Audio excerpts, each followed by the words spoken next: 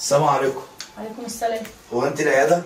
عياده ايه حضرتك؟ ايوه هو انت هنا عياده الدكتور حل المشاكل؟ حضرتك. طب انا عايز اخش له عشان عندي كلام كتير قوي، لو وقع مني هيغرق المكان وهيطرطش في الدنيا. ايه يا استاذ الكلام اللي انت بتقوله ده؟ معلش عشان انا مستعجل عايز اخش له. طب حضرتك في مريض معاه جوه وفي ناس؟ لا انا تعبان ولازم اخش له، انا تعبان ومريض نفسيا.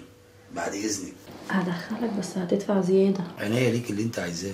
تدفع 100 جنيه. تحت امرك. ما تقولش قدام حد ولا الدكتور ولا غيره.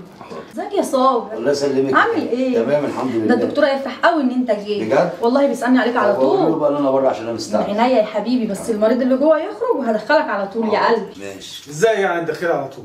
في ايه يا استاذ؟ ايه ده؟ ما احنا قاعدين انت مش شايفانا والراجل ده؟ طب حضرتك احنا ورانا مكاتب يا استاذ. يا استاذ ده قريب الدكتور. هي حتى الواسطه في العيادات النفسيه معلش دي. بقى، هو قريب الدكتور هنعمل ايه؟ يعني قريب يعني جاي له حاجه مستعجله عايزه نروح من البيت، ما مشكله عائليه. معلش جاي له بس في موضوع كده والكلام كتير. لو استنى يا صابر انت استنى يا استاذ، دي مشكله عائليه، هو عايز يخش. ممكن عايز تخش مع حضرتك، خش اكشف معاه، هو هيتكلم معاك في مشكله يعني عائليه. ايه ينفع؟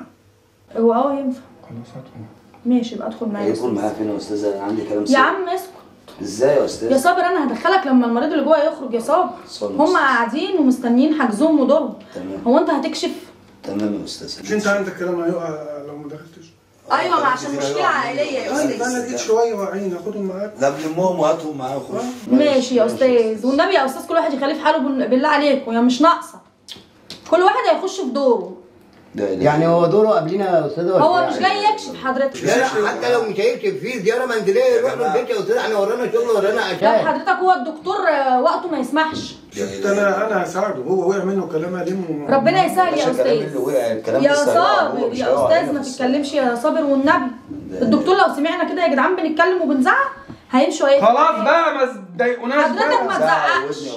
ما تزعقش. حضرتك ما تزعقش. احنا في عياده محترمه. حضرتك بعد احنا جايين عياده يا استاذه ولا جايين بعد فرن عيش اذنكم ما يعني؟ تزعقوش. خلاص بعد اذنكم يا جماعه. فكينا بقى خلاص.